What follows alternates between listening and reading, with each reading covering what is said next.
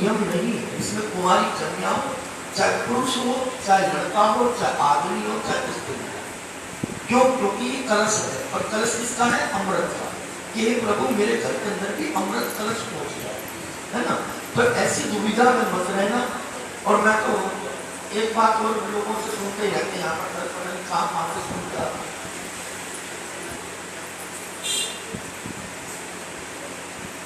कि विधवा भी कभी कलश नहीं उठाती, है ना। ऐसी बुद्धि के अंदर बातों को मत रखो। अधिकार सबका है, सबका अधिकार है। उस अधिकार पे कायम रहना, और कोई भी अपना कलश वगैरह ना उठाओ, ऐसी बात नहीं है। खुशी का माहौल है। और ये कथा 7 दिन नहीं, जिस प्रकार से हर साल चलती है उसी प्रकार से 11 दिन की ये कथा होने जाए। ये 11 दिन की कथा है जो 18 तारीख से शुरू होती है। और भाई इसके अंदर वेद व्यास जी जो आ रहे हैं,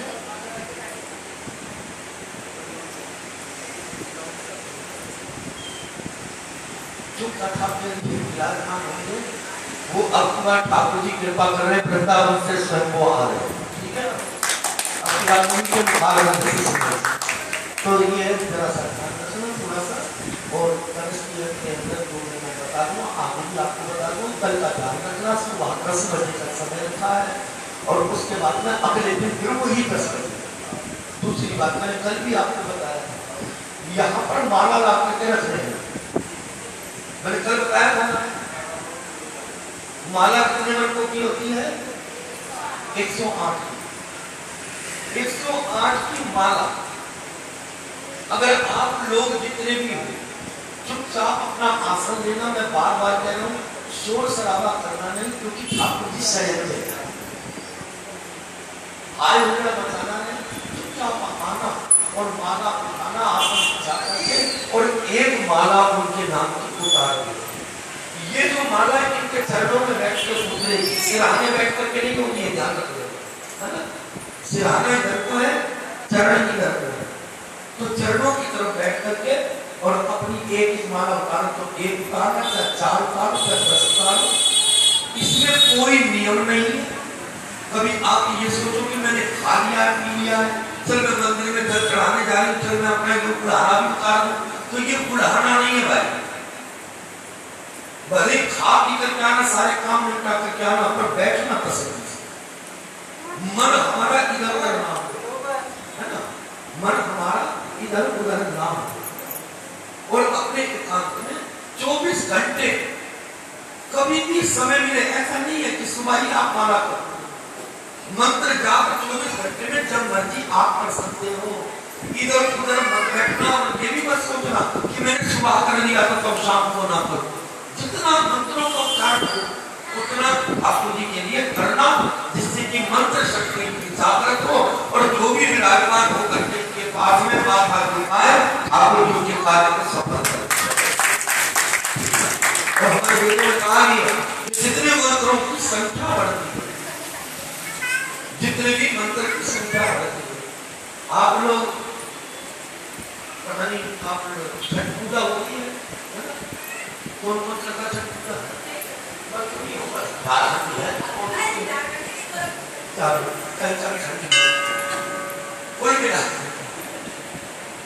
कोई मिला करके जब जल के अंदर खड़े होते हैं, ऐसा ही है ना, जल में खड़े होते हैं, तो जल में खड़ा होना ही नहीं, बल्कि जल में खड़े होकर के सूर्य नारायण का मंत्र उच्चारण होता है।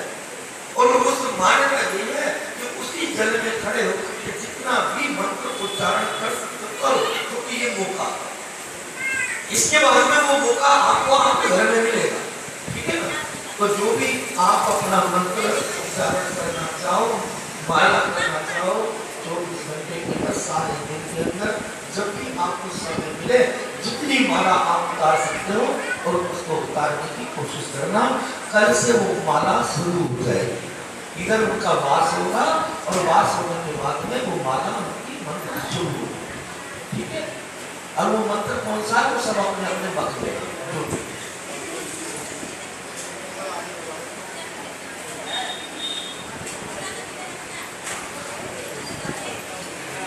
मंत्र तुम्हें कुछ नहीं आता। बोलो सो, अपने मुंह से बोलो सो हम। क्या बोलोगे? सो हम, सो हम, सो हम। तो हंसते ही बहुत पावरफुल होते हैं।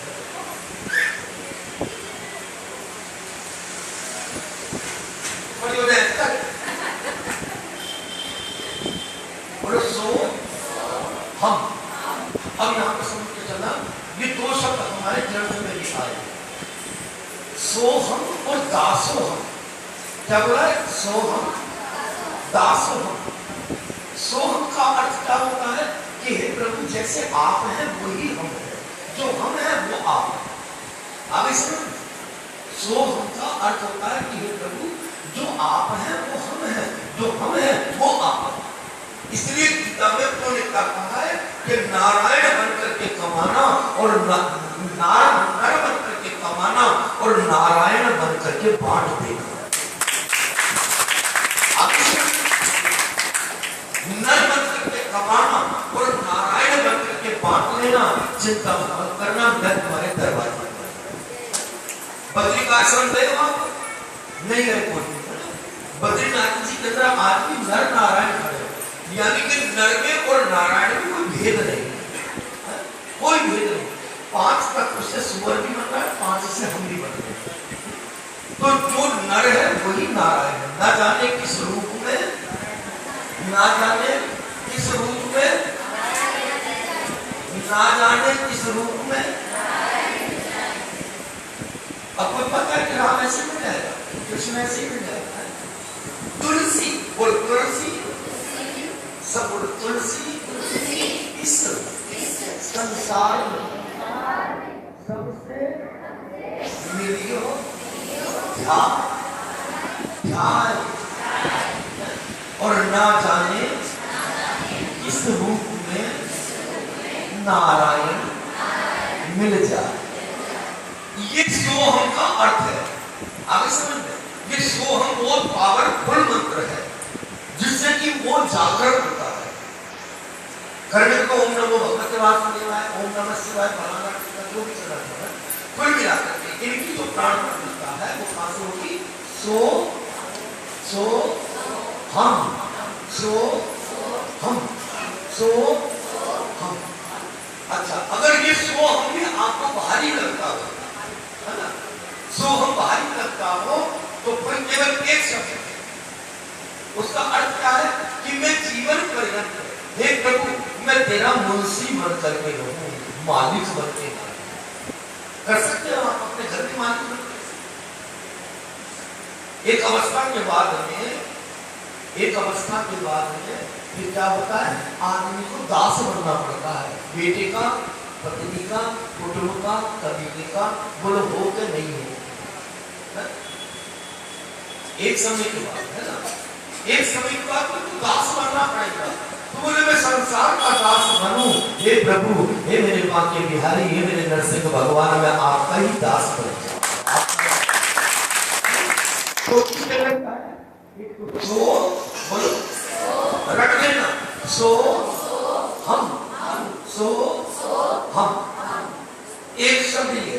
दूसरा दासो, दासो हम, दासो हम। इसका अर्थ भी आपने समझ लिया है कि प्रभु मैं मालिक नहीं हूं, मैं कौन? मैं दास हूं, मैं दास हूं। आप लोगों को ये दो ये शब्द मिल रहे हैं, जो सा अच्छा लगे वो उठा लेना और कल से शुरुआत कर देना। आगे समझना। अगर आपको ये भी ध्यान रखना चमत्कार होगा, पक्का निश्चित 100% होगा। और मैं अक्सर कह देता हूं तुम्हारी प्रार्थना, तुम्हारा जाप, तुम्हारा भाव, तुम्हारा मन, तुम्हारा अंतःकरण यदि पवित्र है, और पवित्र का मतलब किसका चाहे कटाक्ष ना हो, बुराई ना करूं, मैं किसी की चुगली ना करूं, मैं किसी के लिए गलत ना सोचूं, गलत विचार ना आए, है ना। आप अपने मन में धारण करके और इस जाप को शुरुआत करो और ठाकुर जी कृपा करें 7 दिन में जो सोचा हुआ काम है वो भी पूरा होगा, पूरा होगा पक्का। ये गारंटी है। पर जो ये बात आई है निष्कपट होकर, मेरे मन में किसी की प्रति कोई दुराचारी ना हो। अब मेरे मन में दुराचारी हो और मैं सोम सोम सोम करता रहूं तो उससे भी कोई फायदा नहीं है, ठीक है ना। केवल मंत्र की संख्या को बढ़ा सकते हो, परंतु कल्याण अपना भी तो होना चाहिए। अगर आपको इन 7 दिनों में इस मंत्र उच्चारण से यदि आपको कुछ फायदा होता है तो अपने अपने घरों में बस यही समझ के चलना कि तुम्हारा गुरु ग्रंथ है और इसी गुरु ने तुमको एक मंत्र दीक्षा दे दी है। अपने घर में जाप करना, अपने मन में विचार करना।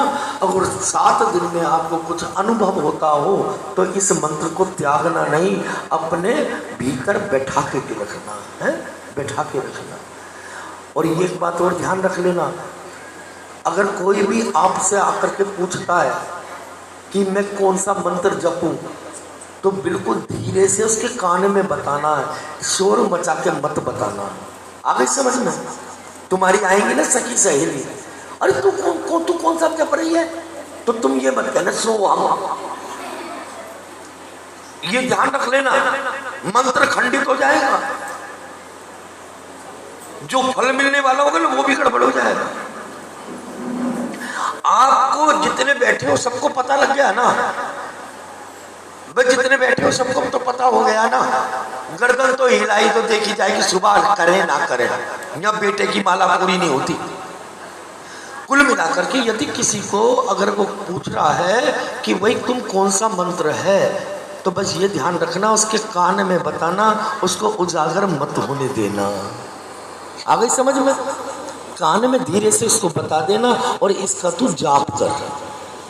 एक दूसरे के थ्रू क्या होगा, वो मंत्र संख्या बढ़ जाएगी, और जब जैसे मंत्र संख्या बढ़ेगी ऐसे ही आपका भी कल्याण होगा और ठाकुर जी में प्राण प्रतिष्ठा होगी।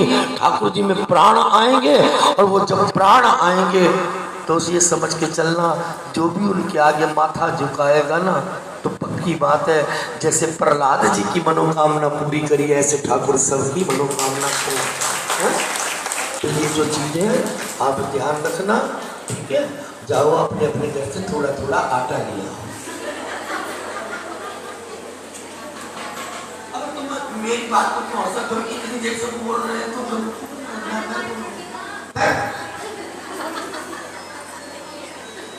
समझ गया, कोई कमी तो नहीं है। कल सुबह 10 बजे से शुरू हो जाना। जय श्री राम।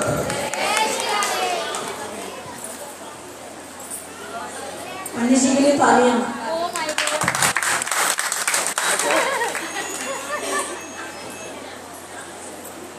प्रसाद सबको मिल गया है, जिसको नहीं मिला हाथ खड़ा कर दो। नहीं मिला